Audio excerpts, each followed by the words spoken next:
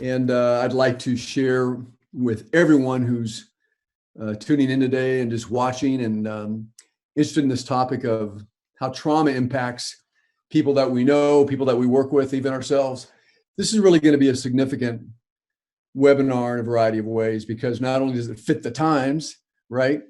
It really does give us kind of information that we need to come alongside of our colleagues, our friends who are really struggling, who have been traumatized in some form or fashion, and to know how to respond to that. So this webinar really applies to people that we work with. It also applies to who we are and what we might be going through. So I just want to thank you again for joining the webinar. I hope you look forward to it. I'm looking forward to talking about the content here. We have about 50 minutes. And in this time, I'm going to get through some content that I think is really important to understand how trauma works. A lot of people talk about being traumatized, going through traumatic experiences. Oftentimes people don't really know what that means. So we're going to unpack that a little bit. And then we're going to explore how we as managers, leaders in organizations address issues of trauma that are impacting people that are serving on our teams, colleagues, whoever it might be, just to give us wisdom on how to support them, work with them, identify who they are, and to care for them as we move forward.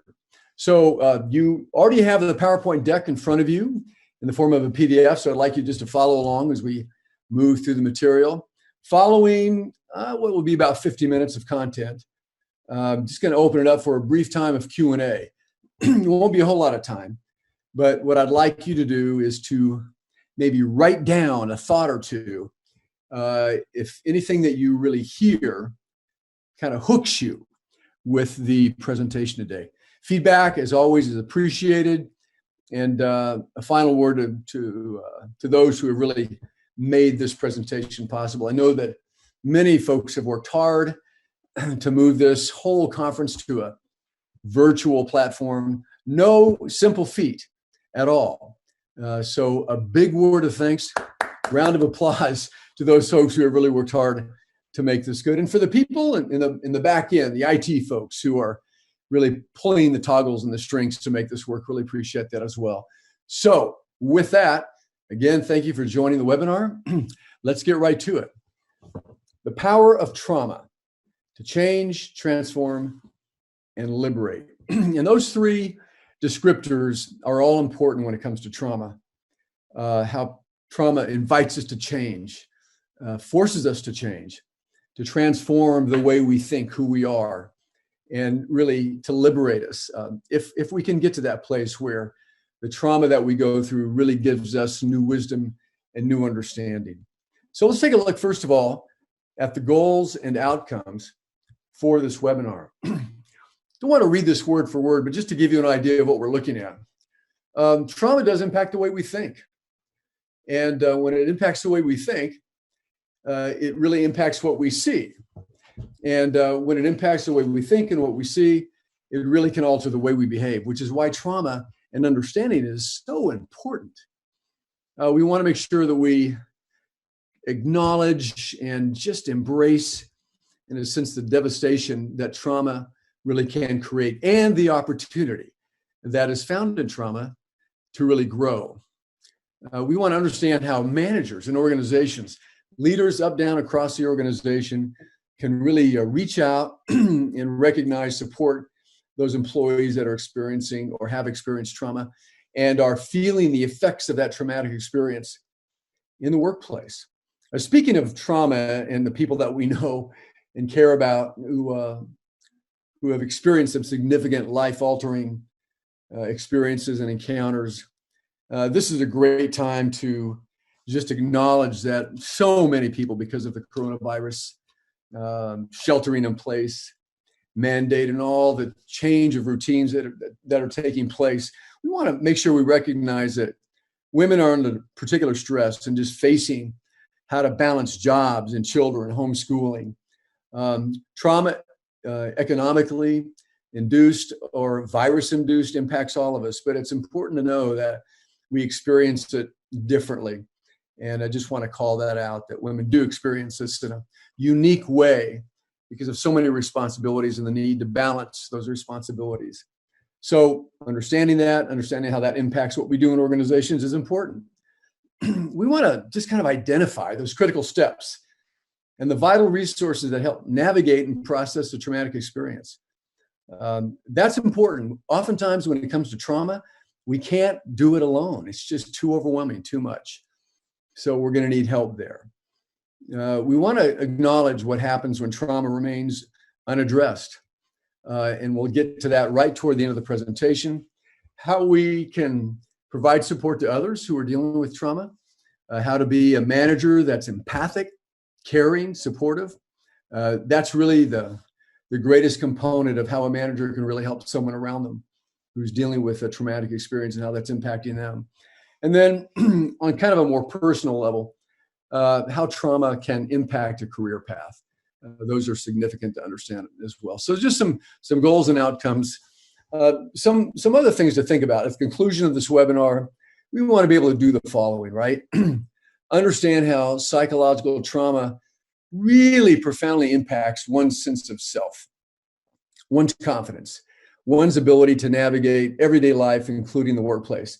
There are people who are watching this webinar who have gone through a traumatic experience, are going through a traumatic experience, and perhaps will.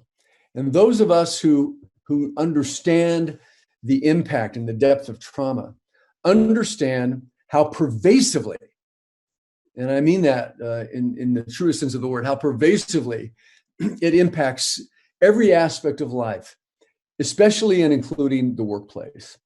We want to make sure that we're able to reflect on our own experiences of trauma and how that trauma has or continues to impact our ability to successfully work in organizations. And finally, we want to be able to recognize, support, and resource others who have experienced a traumatizing event.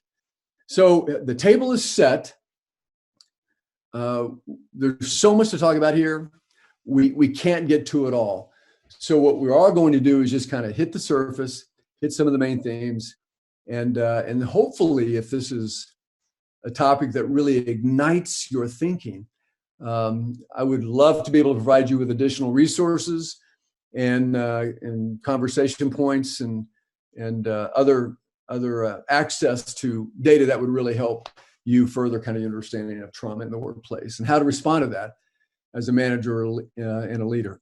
Okay, so what's at the root of trauma? Let's spend the first part of this webinar understanding what trauma is, all right? So if there was kind of a technical or academic side of this presentation, this would be it.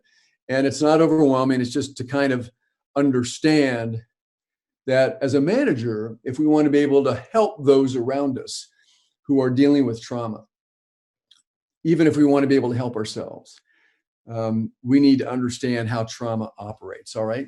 So a common theme that we all begin with when it comes to understanding trauma. So, and it's this right here. No matter if we're in the workplace or outside of the workplace, we all thrive. We thrive consciously and unconsciously on stability, predictability, order, and consistency in our lives. What does that mean? It means that every day I can navigate my world because I know what's coming. And I know what's coming because every day before, it's more or less been the same. There's been some bumps, some changes, redirections, but by and large, I know what to expect. And the sense of stability, this predictability, this order, consistency in our lives is absolutely essential in our ability to cope, right? So if you didn't know what was coming at you at any particular moment, it would drive you crazy. Not only drive you crazy, but it would begin to psychologically traumatize you. If you can't see what's coming your way, if you can't see what's going to impact you, you're not ready for it, it can be your undoing. I think it's one of the reasons why this coronavirus challenge is impacting so many people in so many ways. And I believe we're going to see more of this in the days ahead. And that is that people are just getting to a place where they don't know how to navigate this. they can't see what's coming. And because they can't see what's coming, they don't know how to prepare. So our assumptions every day, our assumptions accumulated over years of life experiences are how we cope and navigate on a daily basis. Now, this is kind of like saying it's the machine in the background, right? This machine is operating, helping us interpret, see what matters, navigate, understand what to do, what to say. These assumptions are operating in such a way that they allow us to operate, to cope, to navigate in a variety of situations that we find ourselves. And we rely on that every second of every day of our lives. And those assumptions are critical. They're accumulated over many, many years of living. And the assumptions really are what we depend on to be able to live each day in a way that's successful. So what are these assumptions or beliefs? What are they? There are basically three of them, which are like pillars. Call them assumptive pillars that really buttress the way we can navigate every single day. Number one, the first assumption is that we believe the world is good. May not always feel that way, right? But there's a fundamental assumption that the world is benevolent. It's a good place. It's an okay place. It's not overly dangerous. It's not destructive, right? So the world as we know it, by and large, all things being equal, is benevolent and good. And that's within a way that I can operate every day, is to know that, all right? It's not an evil place. It's a benevolent place, and it's good, all things considered. Number two, the world is meaningful, and it's just. Now, it doesn't appear that way at times, but there's that deep assumption that at the end of the day, all things being equal, the world is a just place. People get what they get. People who have earned success get success by and large, and so we can kind of trust that. So the world is benevolent, it's good. The world is meaningful, and it's just. And then finally, number three, that third huge assumption is that the self is worthy, good, and moral. Now, what does that mean? It means that I at the heart of who I am, the heart of who you are, you're worthy, you're good, you're a moral person. You're a person of integrity. You know, that rock solid, aligned character. You are worthy. All right. You're a person of dignity and value. So those three assumptions really provide that sense of protection and invulnerability. It's what allows us to move through every day. All the little insults and the challenges that we go through and experience in life on any given day, these assumptions protect us from those accusations and those indignities going too far into our psyche and into our sense of self. They live in what's called the conceptual system in our own heart and mind, I guess you could say, or we call them cognitive schemas. These schemas really are the root of our ability to navigate and cope. We all have them. So I have a cognitive schema or conceptual system in the way things should work. And that schema and that system really just informs my everyday action, my everyday behavior. Not even aware of it, but that schema really guides me. It protects me. It kind of shows me the way. And all of you, no matter who you are, no matter where you're coming from, you have a system of the way you think life should unfold. You have that cognitive schema, which really has that information. It's the microchip, if you will, that has all the information on how you can navigate, how you can cope, how you can deal with challenges. And they're located in the schema, and that schema operates 24/7 at all times and in all places. And it really provides you with that guidance and that protection. Okay, a couple of really important things here to know about cognitive schemas. Now, don't get overwhelmed with this. Remember, we're going to get through the schema part so we can get to the what do we do about trauma in our workplaces. So we want to value consistency and order in our lives. And as we've been talking about, these schemas are kind of the ghost in the machine. They're working in me even now as I run this webinar. I'm kind of thinking the way it's supposed to be done. What's appropriate, what's not appropriate. So the schema really does inform all that, really in significant ways and very, very small ways. So here's a definition that really is important for us in our conversation about how we deal with trauma as managers and leaders. Cognitive schemas have the rules and the categories that order the raw data from life into meaning. Our knowledge and experience are contained in these schemas.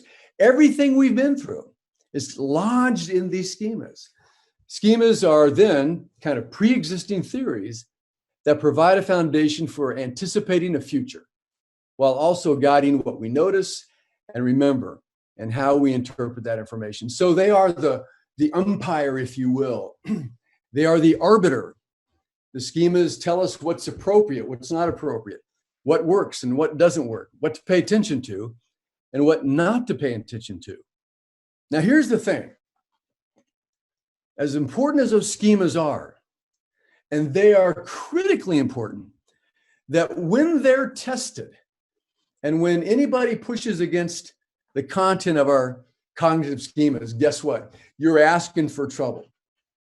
And you and I can have a conversation, but when you begin to challenge what I know to be true, what I thought to be true, what I've always depended on being true, when you start messing with that, you're kind of digging into that schema, that cognitive system where if that's shaky, if that's turned upside down, if I allow you or anybody to kind of gain entrance into that place and to begin to rearrange the furniture, now we could be talking some real trouble.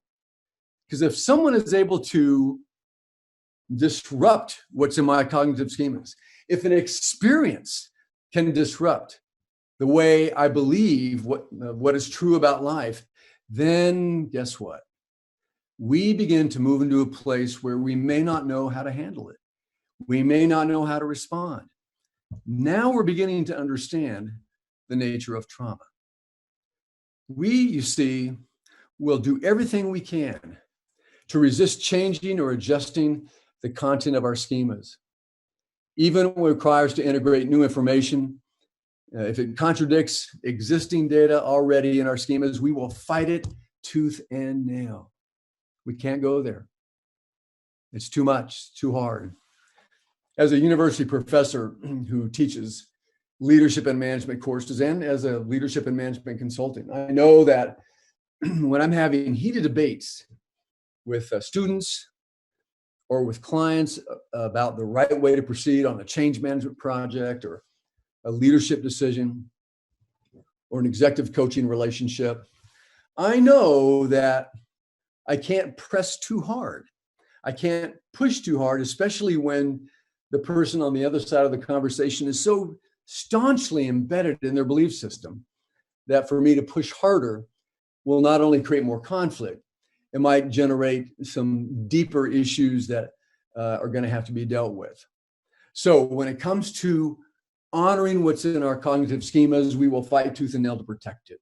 We really will. And even when we encounter information through the experiences of life, when those experiences disagree and don't align with what's in our cognitive schemas, that's when we really have to find out a way to deal with that difference. And that tension can create a traumatic experience.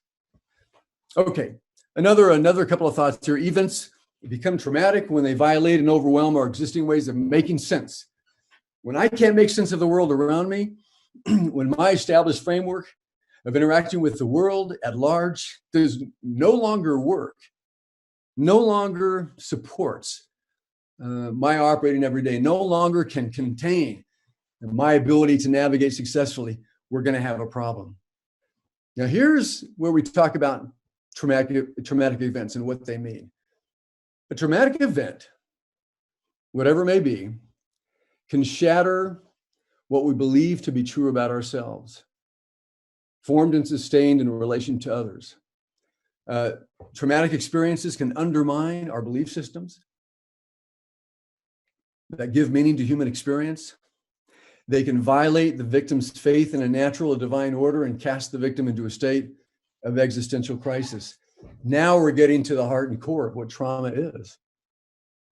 Whether it's a woman or a man who's come back from the war theater and they've gone through a traumatic experience where they now suffer from post-traumatic stress disorder. Basically, what's happened is what we've just explored. An event that has shattered, absolutely undone what they've always thought to be true about themselves, about the world, about others. And now they have no idea how to navigate, how to make meaning in this new situation, new environment. I remember years when I was doing my PhD and studying the nature of trauma and all the different traumatic experiences that can be so devastating that they rewrite and disrupt the way we think about life, the way we navigate the world around us. That's the heart and soul of what a traumatic event is. What's difficult about this is that traumatic experiences really are oftentimes deeply felt on the inside, psychologically, obviously, but they have ways of working themselves out, or ways to, that they can be seen in the external world. And that's what we want to be on the lookout for as leaders and managers. I may not know what someone has been through. I don't need to know that. But if I can tell that someone on my team is demonstrating or exhibiting some of the characteristics of someone who's been through trauma, then I want to recognize that. I want to be able to understand that. So when we talk about trauma at its heart and soul is the significant disruption of a cognitive system that violates what we've always thought to be true about ourselves, about others, about the world around us. People who have lost their jobs because of the economic collapse around the coronavirus. To date, I think week 3 of the unemployment report, we have now 18 million people after 3.5 weeks who are filing for unemployment. Unheard of. Just shattering people's belief that their jobs and their restaurants and their businesses thriving before the coronavirus hit is now on the edge of going out of business. I mean, how do you deal with that? How do you plan for that? You can't. You don't.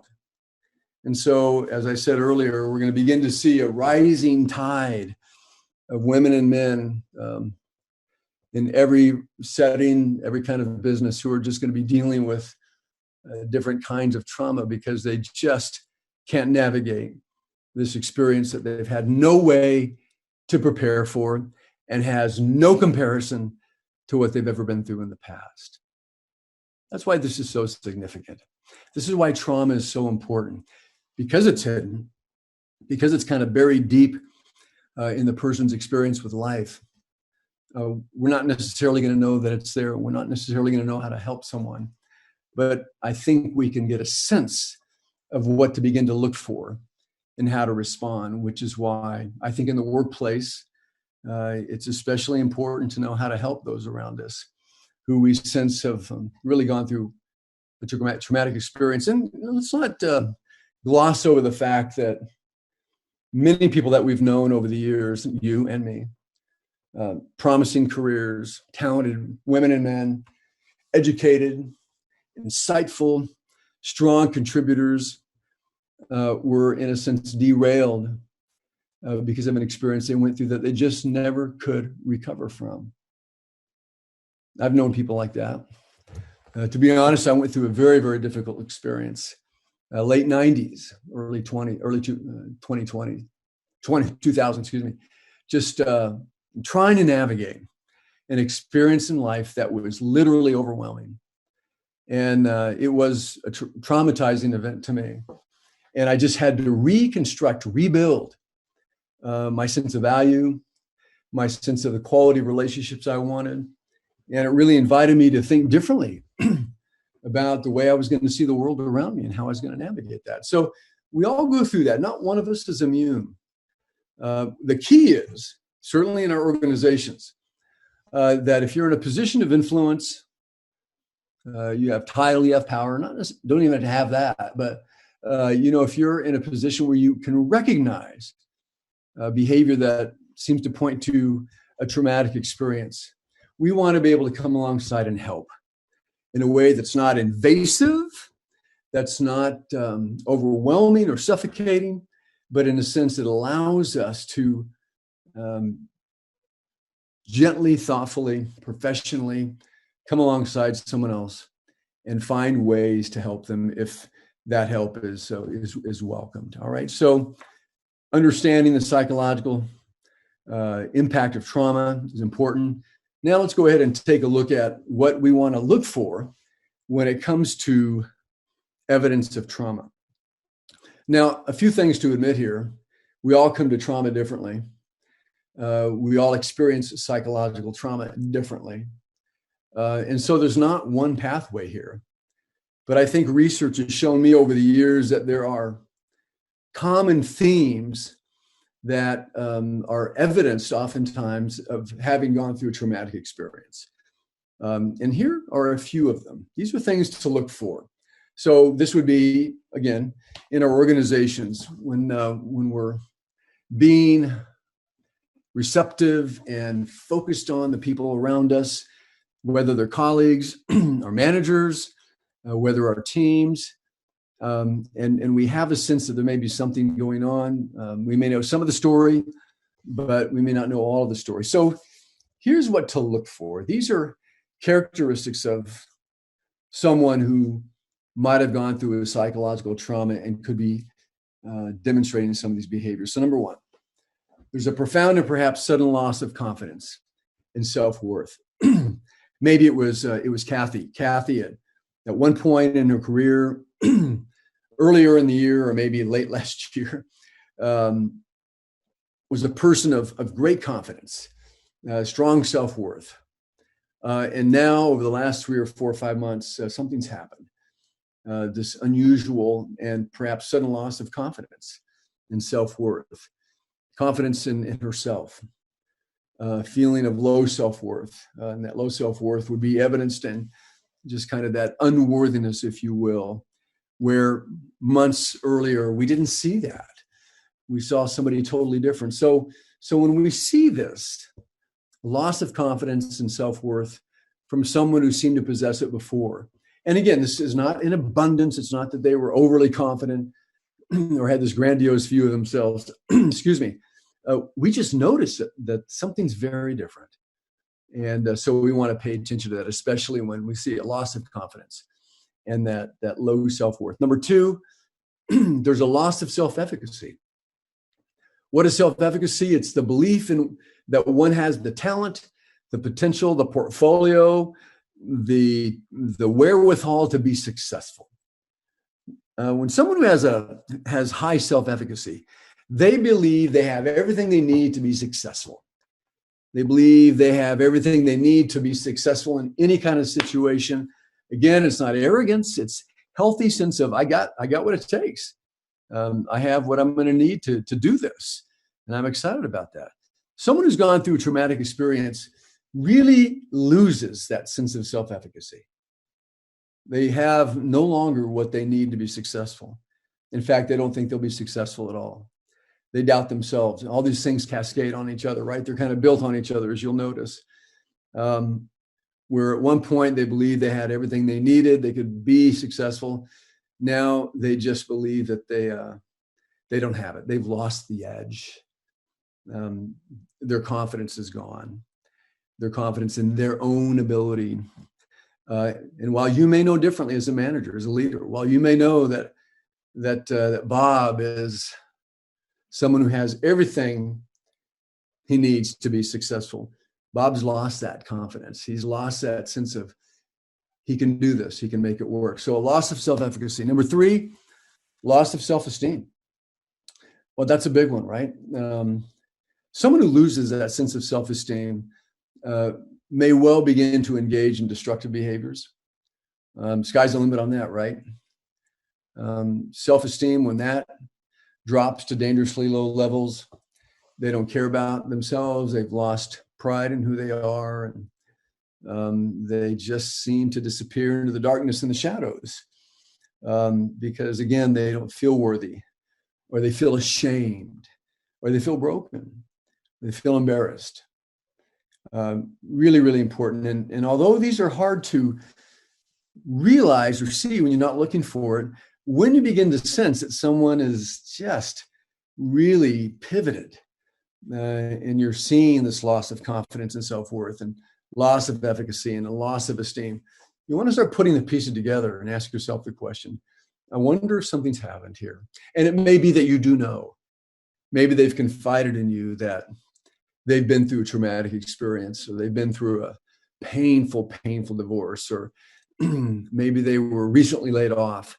Doesn't matter.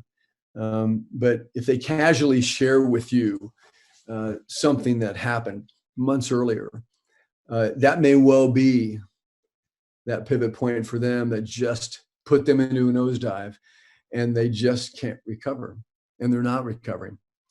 Okay, so number 4, a sense of hypervigilance, stress, and anxiety. What is hypervigilance? They're just very aware of their surroundings, very on guard, defensive, if you will. They're stressed, they're anxious, they can't relax.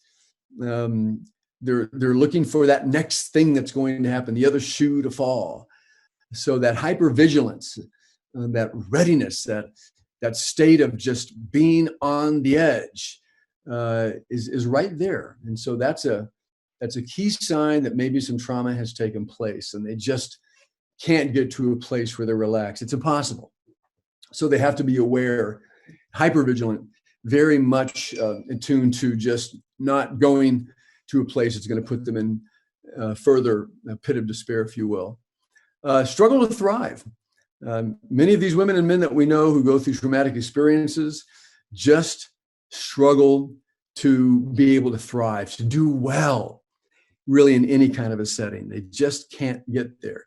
A lack of resilience. Well, we've done that. We've done a lot of study on resilience over the years, have we not? Now, what is it? Resilience is that ability to bend but not break. And someone who has a lack of resilience is like brittle. They're just afraid of breaking. They're fragile, if you will. Where they perhaps used to be more resilient, they were able to bend but not break. Now they can't even put themselves in a position where they're going to be maybe exposed to the possibility of breaking. And then finally here, this is not the last characteristic, but it's the last that I've written down. An inability or unwillingness to take risks. We all know that in order to do some of our best work in organizations, we have to be willing to push ourselves out of our comfort zone, right? People who have been through trauma can't do that. They're just not going to take any more risks. It's too dangerous. They may be exposed in a way that's just uncomfortable and just feels dark and full of potential destruction and danger. And so they're just not going to go there. So these are things to look for. Now, chances are you're not going to be looking for it, but as a manager, as a leader, when you know that someone might have gone through a particular experience because they've shared it with you, or when you notice somebody's behavior has changed in significant ways, and we've just identified things to look for, when you notice that, when it's really unusual, when it's a 1 off, a 2 off, a 3 off, when it's so far out of the norm for who they are, that should really cue you in that there's something else going on. And far from giving someone their space so they can work it out on their own, these are the times to thoughtfully move close to those who we think are going through these experiences, who we know are, and find a way just to offer ourselves. So to that end, here's what we want to kind of focus on as we wrap up our conversation today. What to offer and provide as a manager or organizational leader to those that we encounter who have gone through a traumatic experience or are going through that experience. So number 1, again, this is not exhaustive, but for me, they're kind of the top of the top. They really are the drivers here, and knowing how to come alongside and support others. Excuse me. Number 1, empathy. The capacity to listen in a safe and non-threatening environment. Simple, right? Wrong. It's amazing to me how many of us just don't do empathy, or we don't practice empathy. This is the kind of empathy that is non-judgmental. It simply puts us in a posture where we can communicate our capacity and willingness, and to create space to listen to someone else that needs to be heard in a safe and non-threatening environment. Now, you don't force anything. This is not something where you say, I'm here to listen and you're here to talk. I want to know everything that's going on. We're not talking about that. We're talking about making yourself available, right? To someone else who we sense may be right in the middle of a traumatic process. And our ability to do that, for that to be a good experience, really depends on this next item. The trust track record that we've built, the sense of psychological safety that we've established for our teams and for our colleagues, maintaining confidentiality. You see, this is really interesting here, right? If we notice someone that is a colleague or a team member that's just gone through a very traumatizing experience, it's not that we all of a sudden become a trusting confidant, and that we can create an environment of psychological safety and ensure confidentiality. No, we can't just suddenly do that and expect anybody else to respond and for that to be helpful. So the building of trust is what happens well before anything is ever needed from us by someone else. So we build trust every day. We maintain integrity every day. We manage and lead in a way that continually creates psychological safety. We lead and manage in a way that supports the engagement of others, and to the end that we've created this environment where there's trust, where there's integrity, where there's predictability, where there's safety, when there's confidentiality, when there's no character assassinations. To the extent that we've created that, well, guess what? When someone is experiencing distress, who kind of operates in our sphere of influence, it's that much easier to make ourselves available to them than if we didn't have any of that established in the first place. Number 3, it's important that as leaders and managers that are trying to be helpful to our colleagues and team members, we want to be non-judgmental, right? We want to be unconditionally supportive. That takes work. That means that we don't blanch by what we hear. We don't wince.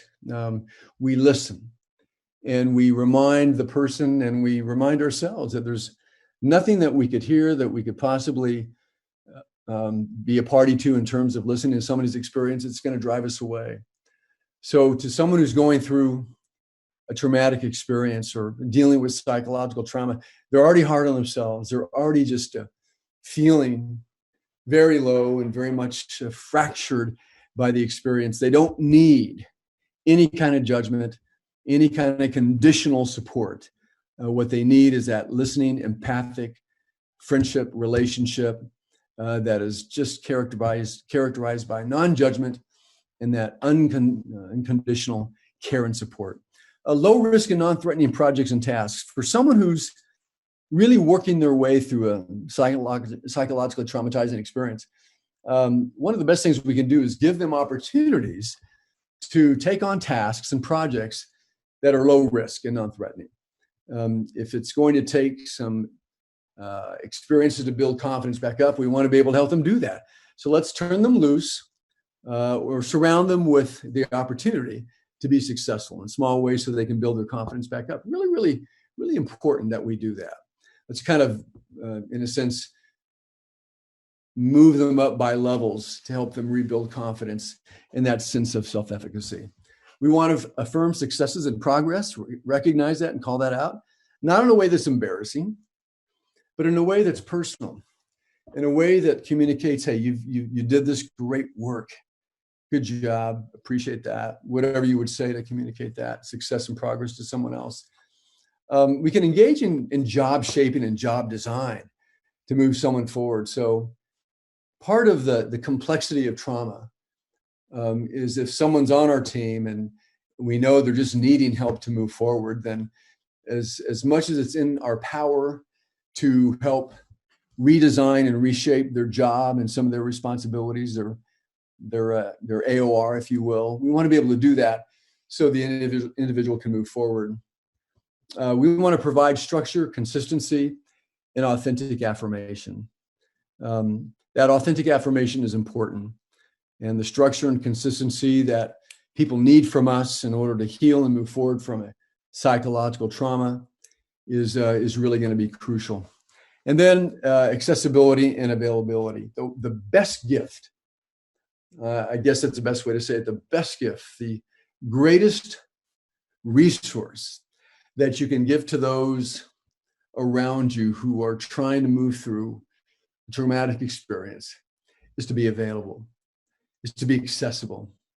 It may be inconvenient at times, but your availability is going to be essential to them moving forward. And it's not going to be that you're the only one, right? But you're the only manager they have. You may be the only leader that they have primary exposure to. And as such, your voice, your presence as their manager, your accessibility, your availability, the time that you take to grab some time with them and check in. Oh, it's just invaluable. It's absolutely invaluable. I can tell all of you that for me, the most valuable times, valuable moments that helped me move through my own psychological trauma years ago were when the people that I trusted, who cared about me, reached out. We set up some time for coffee. And the only agenda was, let's talk. How are you doing? How can I support you? There were those unscheduled moments that really allowed someone to communicate to me, I'm here for you. How you doing? And you stack up enough of those back to back over time, they become healing salve in a way that's very, very powerful. Okay, so we want to finish up with really focusing not so much on what you as a manager provide for others who are dealing with their own psychological trauma. Let's talk about you. Let's talk about those of you who are listening to this webinar right now who are just going through it. You are encountering the strongest headwinds of your life, your career. These could be some of the most difficult times you've ever had to face. And you could be outwardly holding it together and inwardly just collapsing. The house of cards is crumbling. And it's just a moment of time. It's a matter of time before maybe that is revealed or somehow discovered. So manager, leader in the room, listening to this webinar, how do you take care of yourself? Some things to remember. Number one, if left unaddressed, psychological trauma can derail a career. No doubt about it. Hands down. If you're not going to take the necessary time, and it can be a lot of time, to really unpack and address your own trauma, it's going to hamper your career. Because if you go back to the earlier slide, all the different ways that trauma can impact you: loss of esteem, loss of efficacy, loss of confidence and self-worth. If you don't have those things, if those are not in place, then it's really difficult to make forward progress on your career. So if you've got trauma, no matter what the source has been, no matter when it happened, if it's not addressed, then it could significantly impact your career. And because we don't want that to happen, it doesn't need to happen, then the alternative is what? It's really committing to that journey of discovery, right? And the discovery that leads to healing and some insight. There's a few more spots down there on the bottom. You'll see what I mean. Number two, trauma really is difficult to navigate alone. I wouldn't wish that on anybody. I think one of the worst places to be is to be going through psychological trauma. Yeah, that's tough enough as it is, no matter what it is. But what magnifies that traumatic impact is when you're alone, when you're trying to deal with this just all by yourself. And that's not a good place to be. We never want that. All right. So how do we avoid that? How do we avoid being alone? Well, number three, we We want to be able to open up enough to only trusted friends and colleagues. If it's one person, if it's two people, however many that is, but to keep that circle very small and being willing to share our struggle, our pain, our fear with others that we know love us and care for us deeply. That's really, really essential. Okay. Got to be careful with that. All right. You don't want to be sharing information with people who you don't quite know and you don't quite trust. All right. So include only trusted friends and colleagues. Work with a professional who has a background in addressing psychological trauma. There's a lot of qualified therapists. There's a lot of counselors. There's a lot of life coaches, but there are few therapists, credentialed, certified, who have a background in helping to address the impact of psychological trauma. So that's where you want to focus. If you know you've been through a psychological trauma, if you've gone through something that's just shifted the tectonic plates of your world and you need to rebuild, you need to redefine, then you need to find someone who can give you that expertise in a way that no one else can, or very few others can provide that. And then lastly here, we want to focus in our own growth through trauma. We want to focus on what's called post-traumatic growth. Post-traumatic growth has been a line of research for years that was based on the premise that we spend far too much time when dealing with psychologically traumatic experiences. We spend far too much time talking about what's broken, what's wrong, what needs to be repaired, and far little time, too little time, talking about how do we grow from trauma? How do we continue to mature and develop as a result of a traumatic experience? We don't have to be traumatized or paralyzed by trauma. Yes, that very much is a reality and a possibility when it comes to the experience of trauma. But we can also find a way to grow forward. And that means not only addressing the losses that result from the trauma itself, but also, in a sense, rebuilding. A few researchers that I studied years ago on this whole notion of post-traumatic growth were incredible. Would love to provide those resources for you if you were interested. But they said when you're rebuilding from an experience of trauma, there are really three things that are going to change. Number one, you're going to need to make changes and adjustments in your own perception of yourself. You're not the same person anymore. You are, but many things have changed because of your traumatic experience. How do you build on that? The insights that you've gained about yourself, things that you have to lay down because they no longer work for you, but new things you can embrace and integrate into your sense of self. So growing necessarily means making changes in the way you see yourself. Number two, changes in the experience of relationships with others. Not only am I going to be changing the way I see myself and the way I view myself because of what I've been through, I'm going to see relationships differently, what they mean to me, the kind of relationships that I want in my life, that inner circle, the kind of relationships that I don't want, that I don't have time for.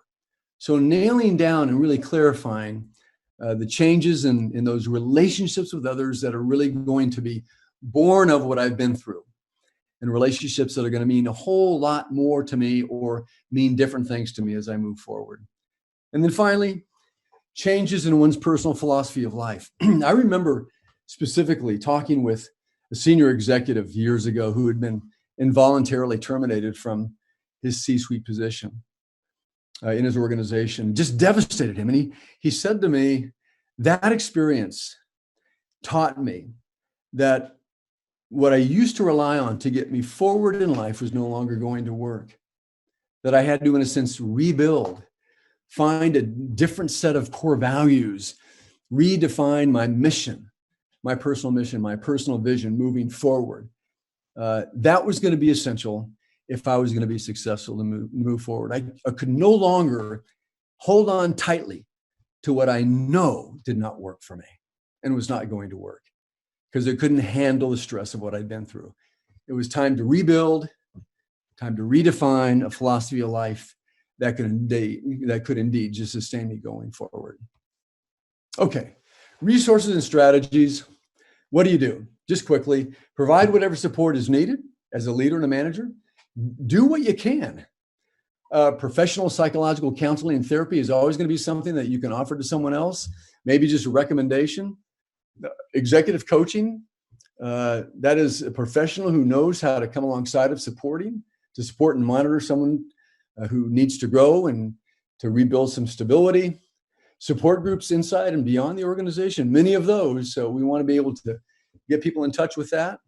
And then progressive opportunities to build confidence in our organizations. Let's help redefine the trajectory that's going to help someone rediscover their success in light of what they've been through. Okay, folks. Nope, sorry about that. So there we have it. That's the conclusion of the webinar.